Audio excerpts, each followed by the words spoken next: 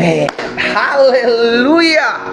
Selamat pagi, shalom buat setiap umat Tuhan yang baru bergabung pagi hari ini. Kita bersyukur sebab Alkitab katakan kita bersuka cita tatkala kita beribadah kepada Tuhan. Iya kan? Allah kita adalah roh dan kita menyembahnya dalam roh dan kebenaran, sehingga di rumah kita pun masing-masing kita bisa memuji Tuhan, kita bisa menyembah Tuhan. Dan saat yang indah saat ini kita akan kembali merenungkan firman Tuhan. Mari ambil Alkitab kita di rumah kita masing-masing, saudara yang dikasih dalam Tuhan. Kita akan merenungkan firman Tuhan. Hari ini kita sudah ada dalam Keluaran pasal yang ke-12 dalam rangkaian membaca Alkitab dari Kejadian sampai Wahyu. Saya rindu setiap kali kita merenungkan firman Tuhan ada sesuatu yang kita dapati, karena itulah rema yang harus kita perlukan untuk menjalani hari-hari kehidupan kita. Ya, itu sebabnya bagi Bapak Ibu Saudara yang dikasih dalam Tuhan yang ketinggalan kemarin-kemarin bahan perenungan firman Tuhan, Bapak Ibu bisa lihat di akun YouTube channel saya, Glenn Latuheru. Bapak Ibu, saya membagikan apa yang sudah saya bagikan di dalam doa pagi ini, saya posting kembali di sana, sehingga Bapak Ibu yang ketinggalan dalam doa pagi online bahan perenungan firman Tuhan, Bapak Ibu bisa menggali kembali, baca Alkitab kembali, merenungkan kembali, sehingga ada berkat-berkat yang kita terima, ya. Puji Tuhan. Dan hari ini dalam Keluaran pasalnya yang ke-12, Keluaran pasal yang ke-12 ayat yang pertama sampai dengan ayat yang ke-28. Kemarin kita sudah belajar ketika tulah ke-10 akan dilakukan oleh Tuhan, maka Tuhan memperingati Firaun melalui Musa bahwa akan terjadi seperti ini, maka kamu harus lakukan ini. Sehingga akhirnya Musa dipakai oleh Tuhan memperingatkan Firaun. Dan apa yang terjadi, Alkitab mencatat bahwa Firaun tidak menghiraukan. Kemarin kita sudah belajar bahkan bahwa dalam kita membagikan kebenaran, dalam kita sharing firman, dalam kita menjadi berkat, terkadang ada respon-respon yang negatif, but it's okay. Musa juga pernah mengalami hal seperti itu, ya, saudara dikasih dalam Tuhan. Dan hari ini kita lihat dalam Keluaran pasal 12 ayat pertama sampai dengan ayat 28. Puji Tuhan, ya. Berfirmanlah Tuhan kepada Musa dan Harun di tanah Mesir, bulan inilah akan menjadi permulaan segala bulan bagimu. Itu akan menjadi bulan pertama bagimu tiap-tiap tahun.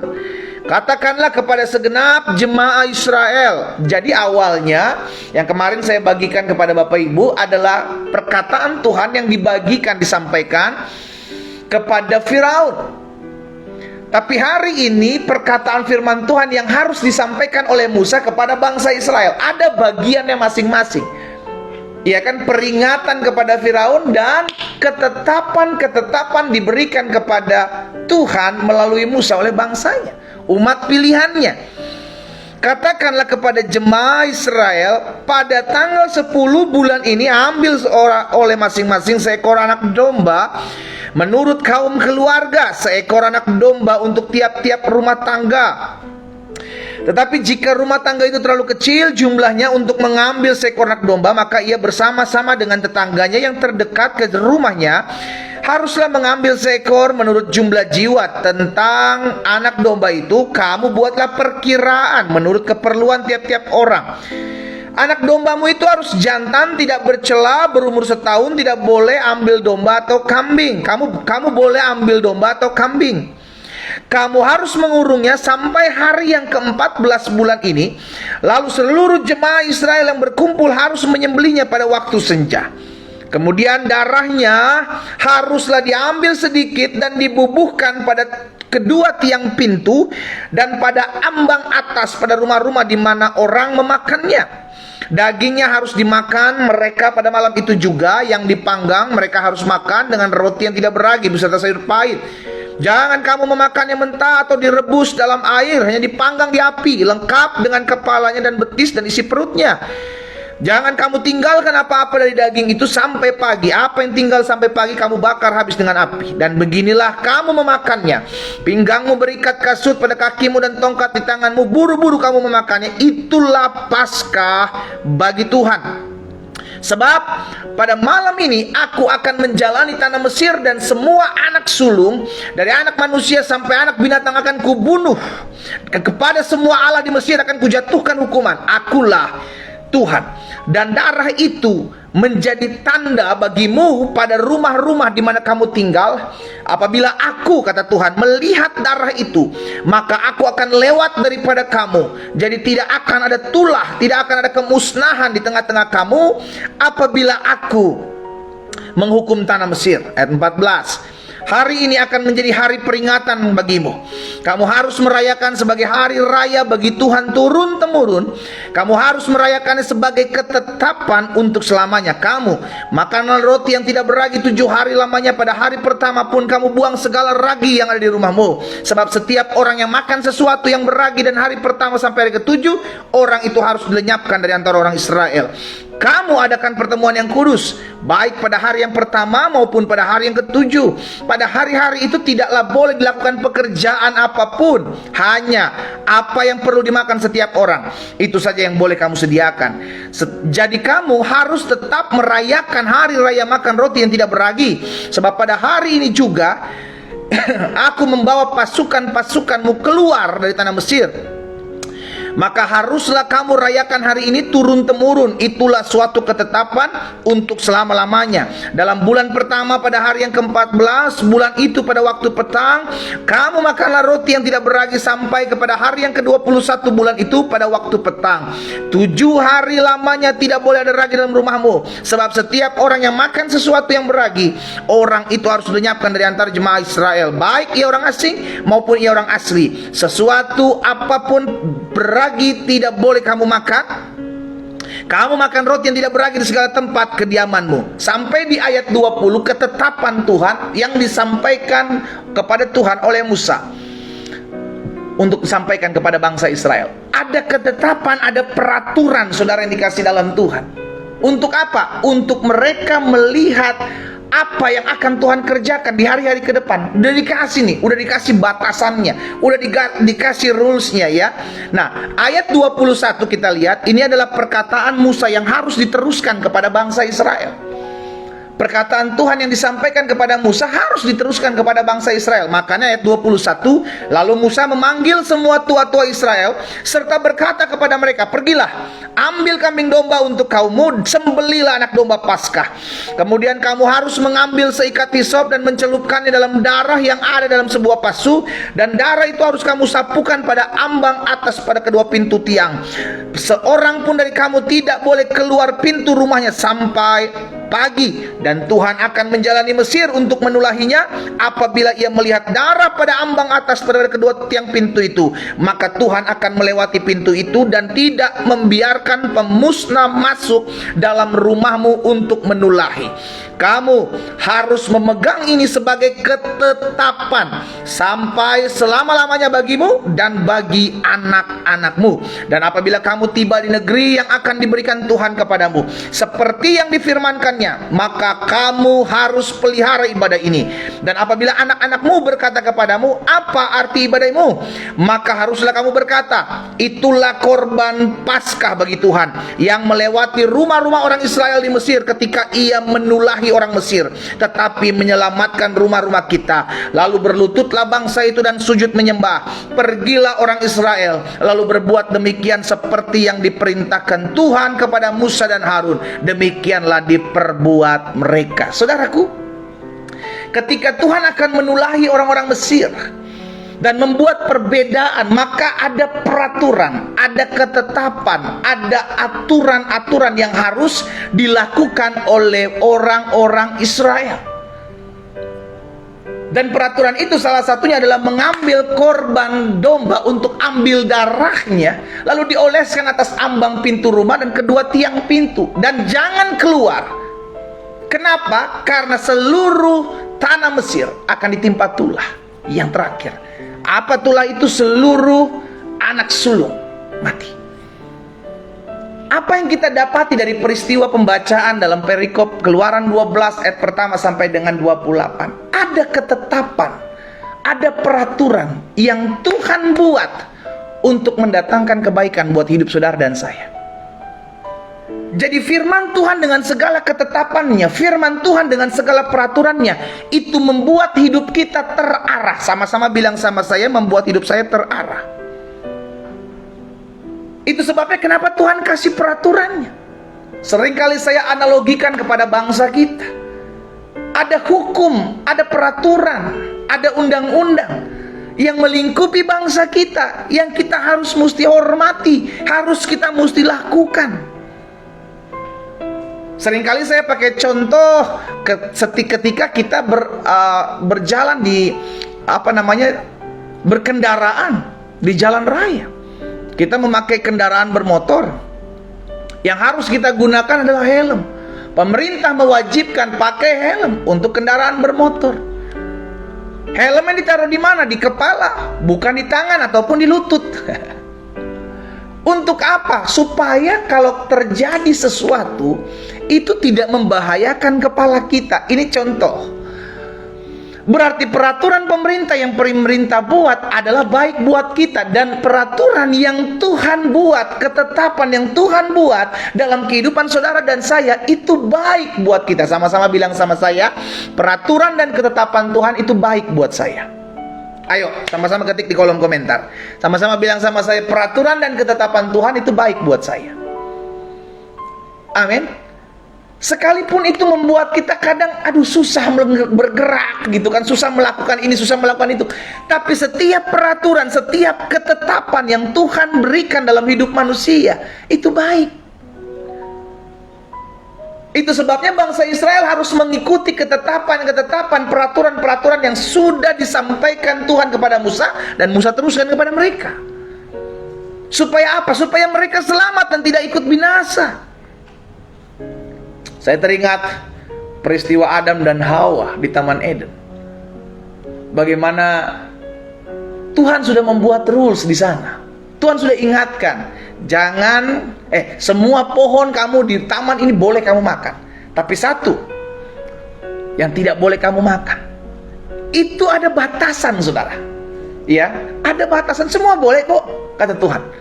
Ambil semua pohon, bisa kamu konsumsi, tapi satu pohon ini jangan kamu makan, karena ketika kamu makan buahnya kamu akan mati. Itu ketetapan peraturan yang Tuhan buat. Jadi ketetapan dan peraturan yang Tuhan buat dalam kehidupan kita itu mendatangkan kebaikan, kalau saja kita mau taat. Kalau saja kita mau ikuti, maka ketetapan itu mendatangkan kebaikan buat hidup kita. Coba lihat dalam Keluaran pasal 15. Keluaran pasal 15 ayat 26. Ya. Keluaran 15 ayat 26 bilang begini, firman-Nya, jika kamu sungguh-sungguh mendengarkan suara Tuhan Allahmu dan melakukan apa yang benar di matanya dan memasang telingamu kepada perintah-perintahnya dan tetap mengikuti segala ketetapannya, maka kata Tuhan apa? Aku tidak akan menimpakan kepadamu penyakit manapun yang telah kutimpakan kepada orang Mesir, sebab aku Tuhanlah yang menyembuhkan engkau. Selama engkau mengikuti perintah-perintahku, kata Tuhan, selama engkau mengikuti ketetapan-ketetapanku, maka engkau tidak akan mengalami apa yang kutimpakan kepada orang Mesir. Ada batasan, ada garis yang Tuhan buat agar kita berjalan di dalam jalannya Tuhan, bukan melenceng ke kanan, bukan melenceng ke kiri. Peraturan ini, ketetapan ini itu mendatangkan kebaikan buat hidup saudara dan saya. Bahasa dunianya itu menguntungkan kita. Ketetapan dan peraturan yang Tuhan buat itu menguntungkan saudara dan saya, bukan menguntungkan Tuhan. Itu menguntungkan setiap kita, karena ketika kita mau taat, kita akan melihat hal-hal dahsyat terjadi dalam hidup kita. Ulangan 28 ayat 15. Ulangan pasal 28 ayat 15. Apa dikatakan firman Tuhan di sana? Tetapi jika engkau tidak mendengarkan suara Tuhan Allahmu dan tidak melakukan dengan setia segala perintah dan ketetapannya yang kusampaikan kepadamu pada hari ini, maka segala kutuk ini akan datang kepadamu dan mencapai engkau. Ketika kita mengikuti ketetapan-ketetapan Tuhan, peraturan-peraturan Tuhan, apa yang terjadi?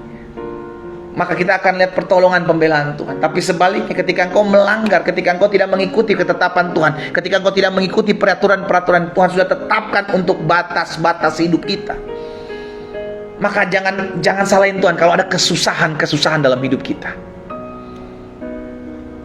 Karena garis itu, batas itu sudah dibuat. Kalau kita keluar, jangan salahin Tuhan, karena kita yang keluar sendiri dari batasan-batasan itu, dari garis-garis itu. Firman Tuhan sudah mengingatkan kepada kita, ampunilah musuhmu, kasihilah mereka yang membencimu. Itu batasannya. Kenapa? Karena ketika kita tidak melakukan hal itu, sakit penyakit menimpa hidup kita. Kita penuh dengan kebencian, kita penuh dengan kedendaman, kita penuh dengan sakit hati, kita sulit mengampuni. Akhirnya apa? Kita mulai kurang tidur. Setiap kali kita mau tidur, kita mikirin mereka. Jahat banget nih orang ya, nyakitin hati gua. Akhirnya kesusahan badani itu menimpa kita. Bukan karena Tuhan, tapi karena kita nggak mau taat akan peraturan dan ketetapannya. Jadi sederhananya begini, ketika kita mengikuti ketetapan-ketetapan Tuhan, peraturan-peraturan yang sudah difirmankan oleh Tuhan, maka engkau akan melihat hal-hal yang dahsyat terjadi dalam hidupmu. Sebaliknya, kalau engkau tidak mau, kan ini keputusan kita saudara ya, baik mau ataupun tidak mau itu keputusan kita. Tuhan cuma kasih batasan. Karena kita adalah manusia yang diberikan kehendak bebas. Kita ada free will dalam kehidupan kita. Terserah kamu mau melakukan ini silakan, tapi dampaknya akan seperti ini. Kamu mau melakukan seperti ini silakan, tapi dampaknya seperti ini. Sama kayak bapak ibu pilih suami, pilih istri. Kita secara sadar kita tahu, oh istri saya kekurangannya ini, suami saya kekurangannya ini. Kalau saya menikah dengan dia, maka saya harus terima kekurangannya satu paket. Bukan cuma kelebihannya aja kita terima, kekurangannya kita terima. Itu keputusan. Ya, makanya orang-orang muda yang pagi hari ini bergabung, ketika engkau memilih pasangan hidup, ambil keputusan yang bijaksana. Pilih baik-baik, doakan benar-benar. Jangan asal comot. Cakep dikit, sikat. Cantik dikit, ajar. Jangan dong. Lihat dulu, perhatikan baik-baik dulu. Karena itu keputusan kita. Jangan nanti di tengah jalan, aduh Tuhan, saya pilih ya, udah punya anak 5, salah pilih gimana? Ya, jadi saudara dikasih dalam Tuhan, pastikan setiap kita mengambil keputusan yang tepat. Kenapa? Karena Tuhan udah kasih batasan, ketetapan dan peraturan dalam hidup kita Tuhan sudah tetapkan. Tapi pada akhirnya Tuhan kembalikan kepada kita, mana yang kamu mau pilih? Sama ketika Tuhan pakai Musa untuk memperhadapkan kepada bangsa Israel, ada berkat, ada kutuk. Kepadamu kuperhadapkan berkat, kepadamu kuperhadapkan kutuk. Pilih, mana yang kamu pilih? Itu keputusan kita. Sama, kita mau datang kepada Yesus ataupun kita mau tinggalkan Yesus, itu keputusan kita. Tapi dampaknya ada. Karena ketetapan itu, peraturan itu sudah ada buat setiap kita, ya. Imamat 18 ayat 4. Imamat 18 ayat 4 bilang begini, kamu harus lakukan peraturanku, harus berpegang pada ketetapanku dengan hidup menurut semuanya itu. Tuhan udah ingatkan nih, kamu harus lakukan ya, kamu harus buat ini ya, kamu harus lakukan ini ya. Tapi kalau kita memberontak, kita nggak taat, bisa nggak? Bisa. Tapi nanti kesusahan badannya akan menimpa kita. Makanya Tuhan ingatkan kepada Yosua dalam Yosua pasal yang pertama ayat yang ke-8. Yosua pasal yang pertama ayat yang ke-8 bilang begini, janganlah engkau lupa memperkatakan kitab Taurat ini, tetapi renungkanlah itu siang dan malam, supaya engkau bertindak hati-hati. Kenapa perlu direnungkan? Supaya kita ingat. Kenapa supaya kita ingat? Agar kita berjalan sesuai dengan ketetapan, sesuai dengan apa yang Tuhan mau. Tetapi renungkanlah itu siang dan malam, supaya engkau bertindak apa? Hati-hati, sesuai dengan segala yang tertulis di dalamnya. Apa dampaknya? Sebab dengan demikian Perjalananmu akan berhasil dan engkau akan beruntung. Saudaraku, lihat, selama kita tidak melenceng ke kanan, kita tidak melenceng ke kiri, kita mengikuti ketetapan dan peraturan Tuhan, Alkitab menjamin apapun yang kau kerjakan akan dibuat tangan Tuhan berhasil, dan apapun yang kau lakukan selalu ada keberuntungan. Berhasil dan beruntung adalah ketetapan yang Tuhan berikan ketika kita mau mengikuti apa yang Tuhan sudah arahkan, Tuhan sudah tetapkan dalam hidup kita. Sekarang jadi pertanyaan, maukah kita mengikuti? Maukah kita taat? Maukah kita berjalan sesuai dengan ketetapan-ketetapan yang Tuhan sudah lakukan, sudah ajar buat setiap kita untuk kita kerjakan, untuk kita lakukan, ya. Nah, saudara dikasih dalam Tuhan, hari ini saya bagikan hal ini agar kita menyadari bahwa ketika Tuhan menuntun kita dengan ketetapan dan peraturannya, itu selalu mendatangkan kebaikan. Makanya saya katakan begini, Kenapa Tuhan perlu menuntun kita? Kenapa Tuhan perlu mengarahkan hidup kita dengan ketetapan dan peraturan-peraturannya? Yang pertama, Tuhan perlu menuntun kita dengan ketetapan dan peraturannya karena ketetapan dan peraturan Tuhan itu mengarahkan kita, menuntun kita kepada seluruh rencana Tuhan yang dahsyat. Bangsa Israel dari tanah Mesir dibebaskan untuk dibawa Tuhan masuk ke tanah perjanjian, tanah yang berlimpah susu dan madunya. Tapi ketika mereka keluar dari tanah Mesir, untuk masuk ke sana ada rules yang harus mereka ikuti, ada ketetapan yang harus mereka lakukan. Supaya apa?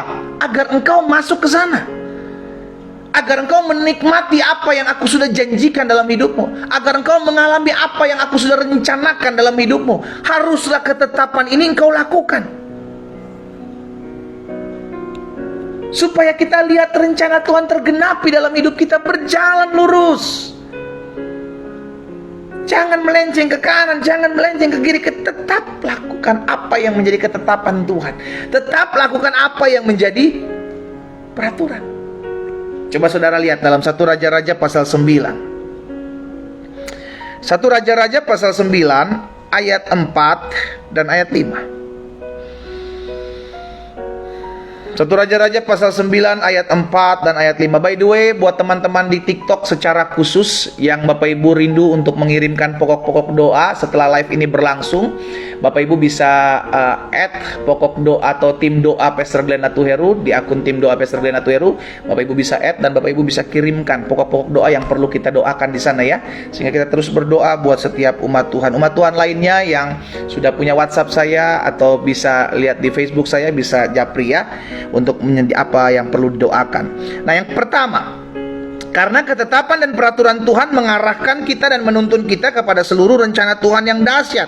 Dalam 1 Raja-Raja pasal 9 ayat 4 dan ayat 5. Mengenai engkau, perhatikan, mengenai engkau, jika engkau di hadapanku sama seperti Daud. Jadi Tuhan ngomong sama Salomo, mengenai engkau, jika engkau hidup di hadapanku sama seperti Daud ayahmu, dengan tulus hati, dengan benar, berbuat sesuai dengan segala yang kuperintahkan kepadamu, dan jika engkau tetap mengikuti segala ketetapan dan peraturanku, ayat 5, dampaknya maka aku akan meneguhkan tahta kerajaanmu atas Israel untuk selama-lamanya, seperti yang telah kujanjikan kepada Daud ayahmu, dengan berkata, keturunanmu takkan terputus dari tahta kerajaan Israel. Tuhan ingatkan kepada Salomo, jika engkau mengikuti ketetapanku, jika engkau melakukan apa yang menjadi perintahku sama seperti ayahmu Daud, maka kerajaanmu tidak akan tergoyahkan.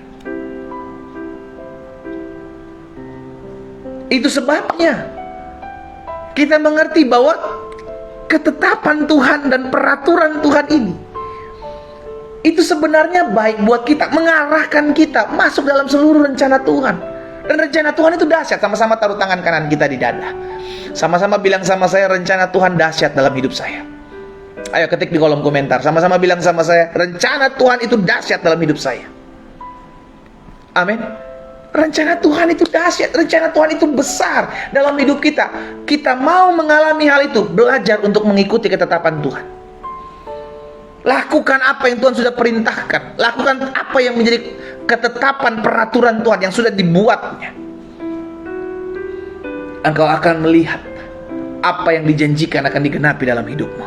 Yang kedua, kenapa Tuhan perlu menuntun kita dengan ketetapan-ketetapan dan peraturan-peraturannya? Tuhan perlu menuntun kita dengan ketetapan-ketetapan dan peraturan-peraturannya karena yang kedua, karena tanpa ketetapan-ketetapan Tuhan, tanpa peraturan-peraturan Tuhan, tanpa hukum-hukum Tuhan, maka manusia akan menjadi liar. Manusia akan menjadi apa? Liar. Itulah berbahayanya manusia tanpa hukum.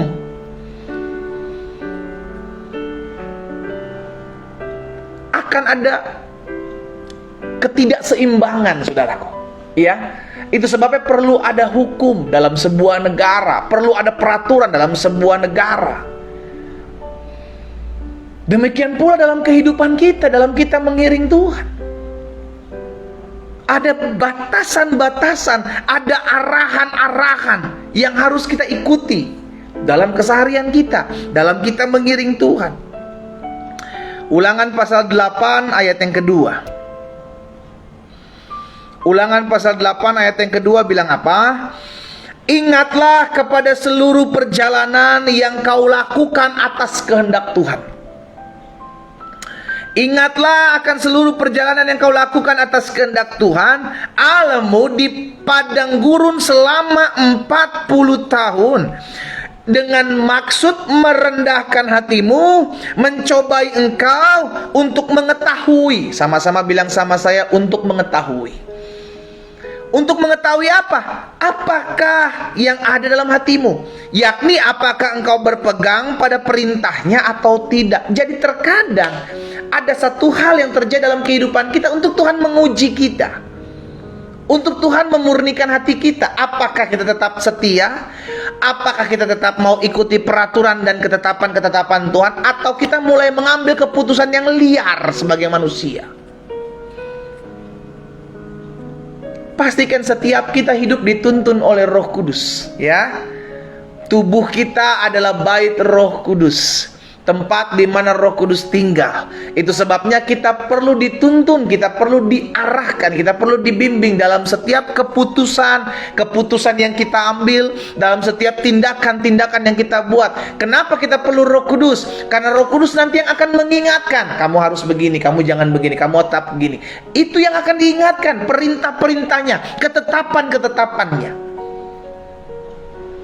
Sehingga akhirnya hati kita tuh terus dipenuhi dengan damai sejahtera. Kenapa? Karena ketika kita mulai akan melenceng, Roh Kudus mengingatkan kita. Jangan berzina.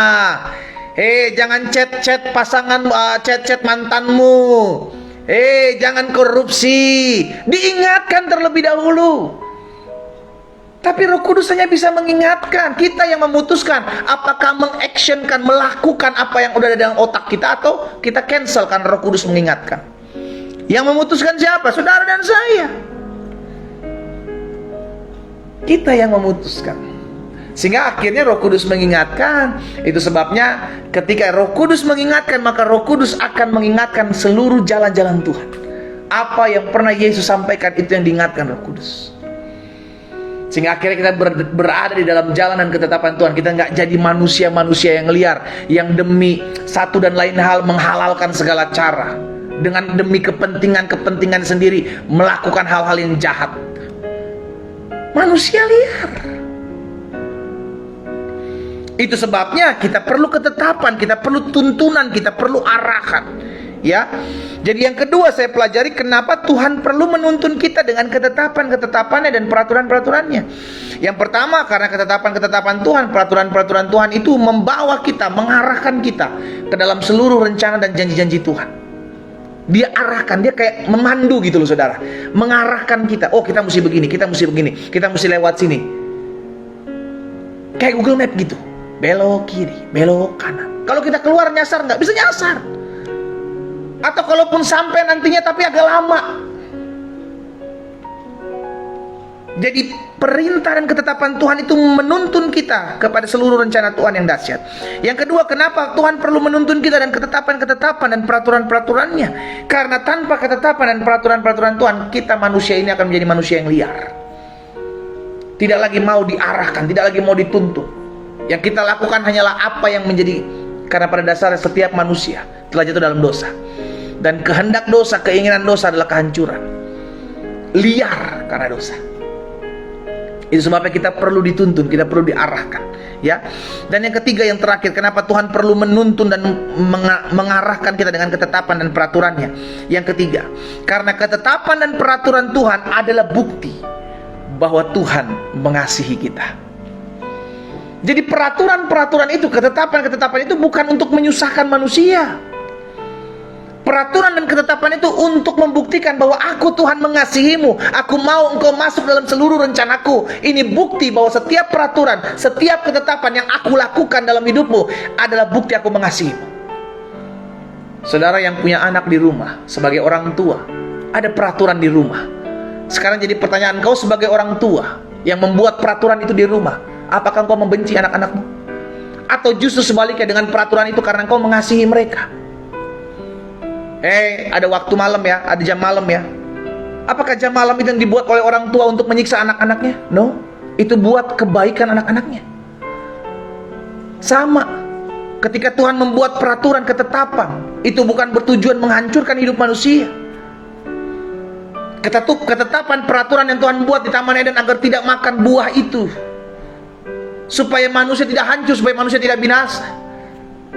Itu membuktikan Tuhan mengasihi manusia. Ketetapan dan peraturan yang Tuhan buat atas hidup kita, itu merupakan bukti bahwa Tuhan mengasihi kita. Karena itu pastikan setiap kita ikuti ketetapannya, ikuti peraturannya, apa yang Tuhan sudah perintahkan dalam hidup. Di akhir sharing firman Tuhan pagi hari ini, saya mengajak setiap kita, ayo berpikir. Berpikir apa? Pertanyakan dalam diri kita sendiri. Perintah mana, ketetapan Tuhan yang mana yang belum kita lakukan sampai hari ini? Perintah Tuhan yang mana, ketetapan-ketetapan Tuhan yang mana yang belum kita lakukan sampai hari ini? Biarlah kita mulai hari ini tetap terus belajar melakukannya. Kita berdoa, kita datang kepada Tuhan. Bapa, pagi hari ini kami bersyukur buat kasih setia Tuhan, buat anugerah Tuhan dalam hidup kami. Kami berterima kasih sebab dalam hidup kami ada ketetapan-ketetapan, ada peraturan-peraturan yang Tuhan buat untuk membuat kami masuk dalam seluruh rencana Tuhan yang ajaib. Kami sadar seringkali ketetapan dan peraturan Tuhan ini bertabrakan dengan keinginan-keinginan daging kami. Tapi hari ini kami diingatkan bahwa seluruh peraturan dan ketetapan Tuhan itu mendatangkan kebaikan buat hidup kami, membawa kami masuk dalam seluruh rencana Tuhan yang ajaib.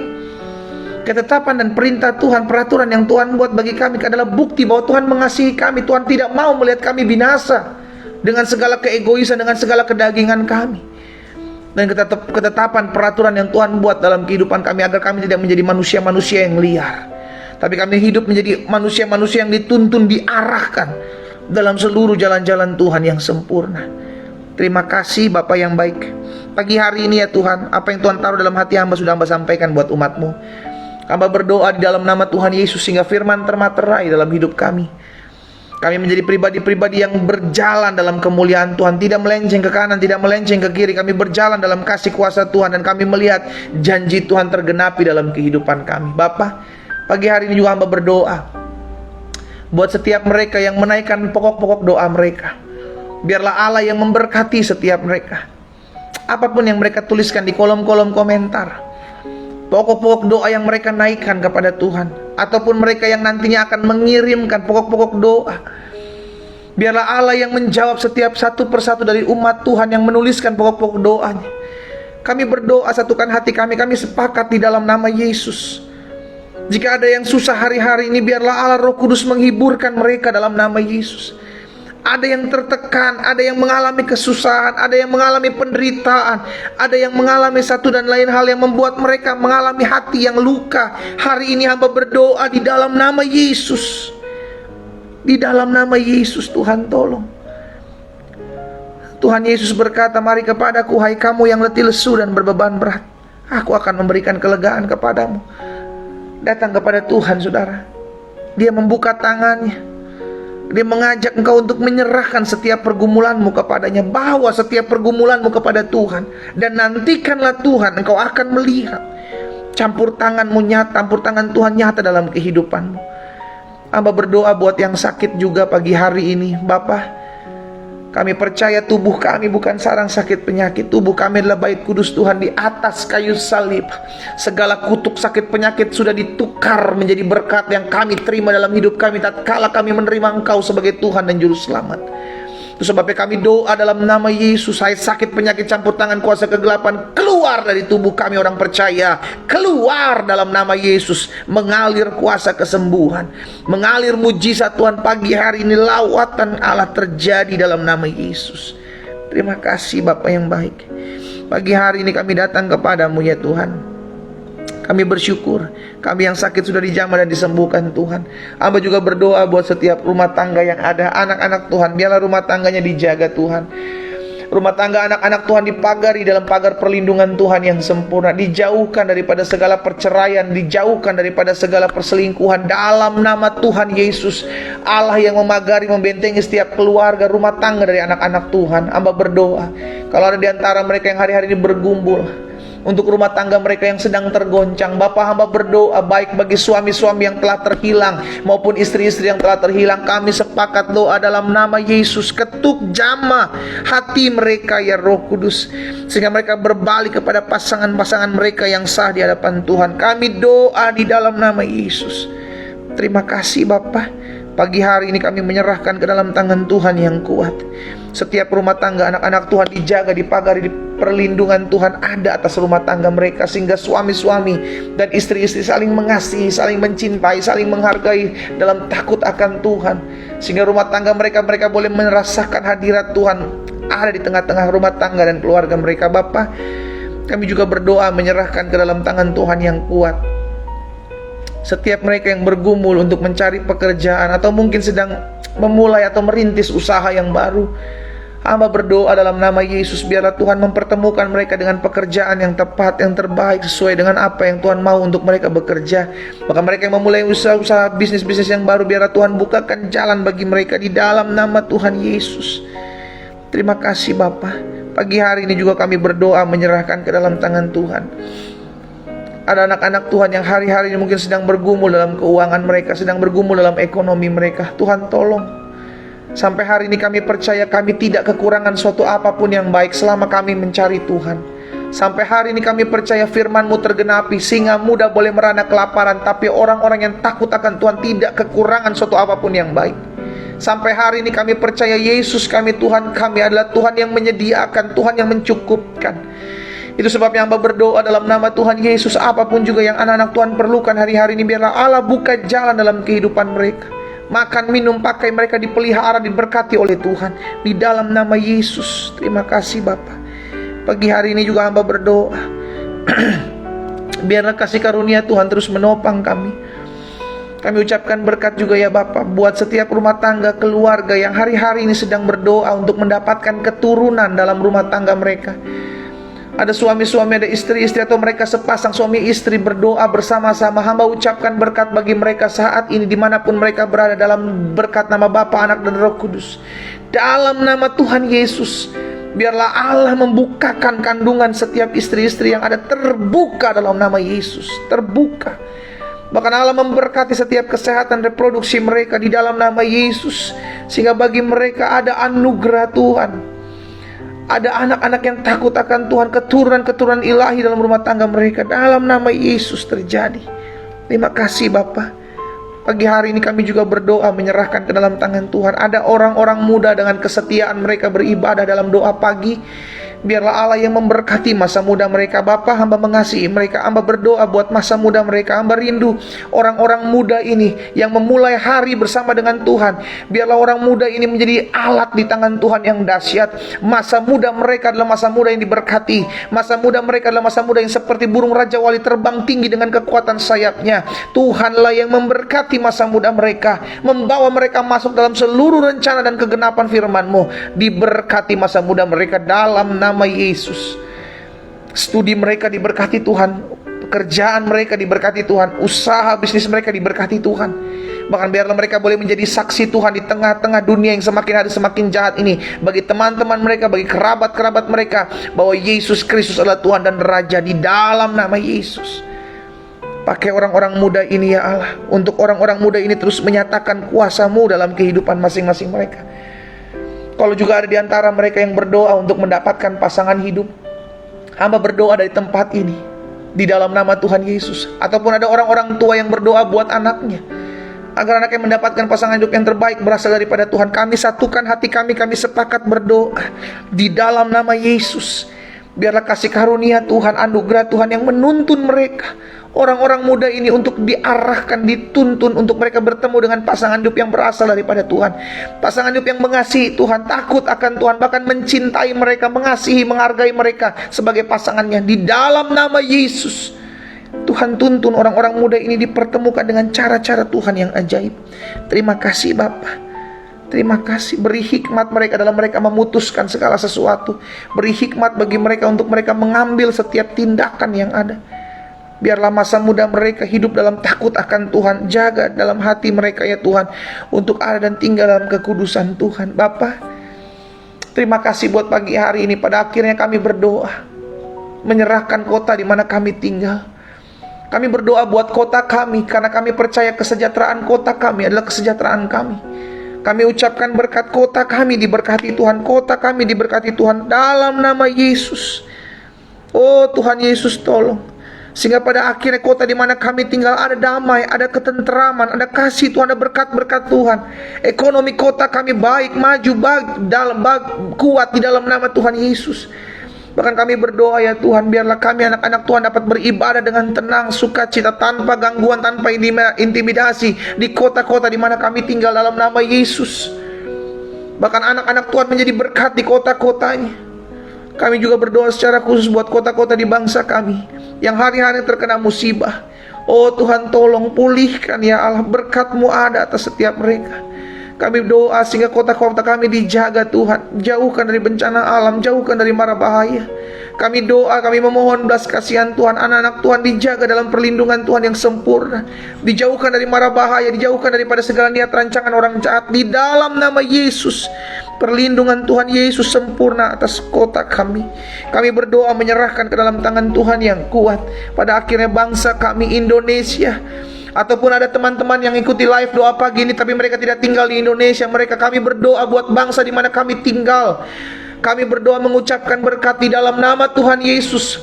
Secara khusus buat Indonesia Tuhan, Indonesia ekonominya kuat, Indonesia ekonominya bertumbuh, Indonesia ekonominya maju. Kami ucapkan berkat dalam nama Yesus. Setiap niat rancangan orang jahat, roh pemecah belah, roh adu domba, roh kepentingan diri sendiri atas bangsa kami, sepakat kami patahkan dalam nama Yesus.